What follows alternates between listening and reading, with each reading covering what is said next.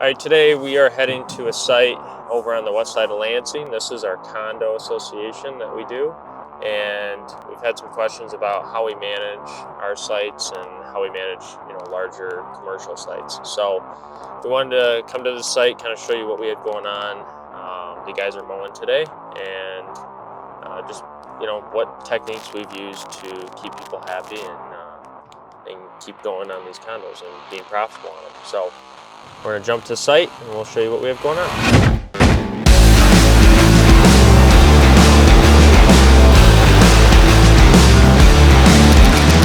All right, so we're on site now of this 83-ish, I think, unit condo complex that we take care of. And one of the big questions of people been asking, like we said, is, how do you get these sites and how do you keep these sites? And we can all say it's, the equipment's important, and it is.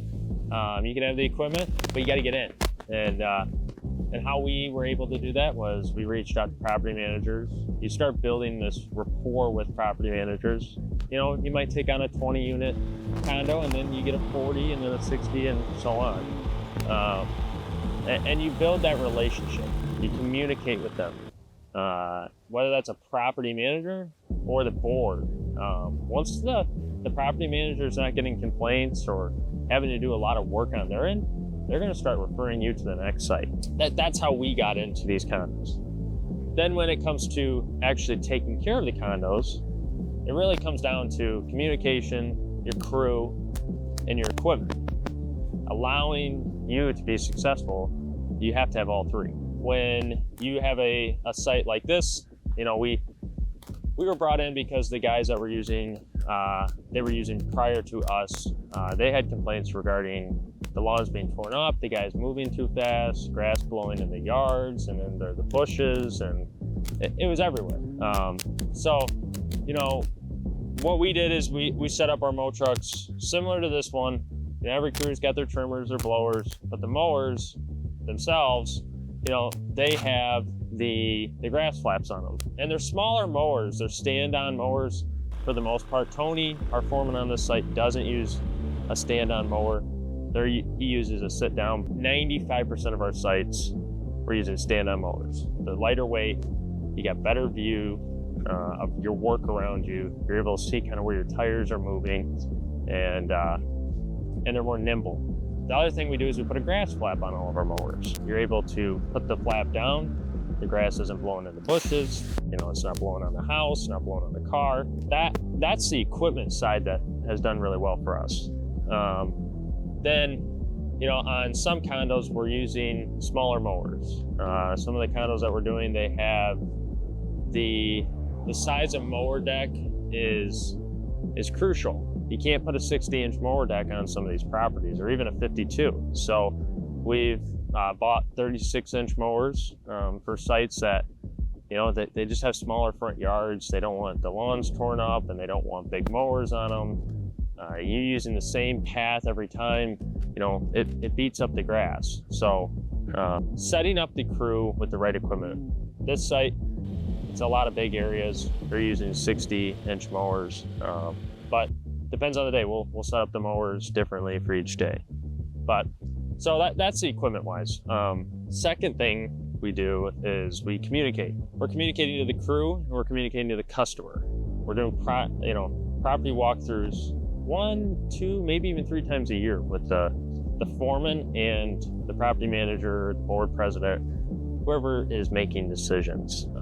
We want to meet with. We're going to talk about key issues. We're going to talk about points of improvement. We're going to talk about timing of day or what's going on in the site that we see and what they see. We want to make sure that we're successful and that they're successful and happy with our work. So then problems that do come up, the office is communicating to the field, to the foreman, hey, this is what the customers are bringing up.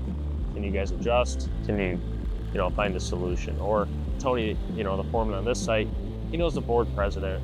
Here, he knows the board president that a lot of the associations he's working with. He's able to identify small problems or meet with the board president on site when they, come up to him, resolving those problems fast so that they don't become, a big deal. So that's how we've done really well, is we've communicated to the crew, communicated to the customer, and the crew is also communicating to the customer when they're on site. And that's how you get these type of properties. It's all about communication. There's always going to be a problem on a site. There's always going to be an area of concern, or over, too much water, or, whatever it may be. That every site has that. And when you have a site like this that, 80 units, there's complexity across all of it. And so just the ability to communicate with the customer the issues, or them feel comfortable communicating the issues to you, and you actually resolving them, is going to allow you to keep these contracts long term, because that personal connection and that communication channel that is open between you and the customer is going to lead them to confidence in hiring you for years to come. So that's what we've done at Foxscapes. That's what's worked for us. Communication, the proper equipment, and the proper crew on the site all lead us to be able to be successful on sites like these, and can allow you to be successful on sites similar to these, or even bigger. So if you find this video interesting, if you want us to talk more about, maybe what we do on our mowing and maintenance division, we'd love to talk more on it.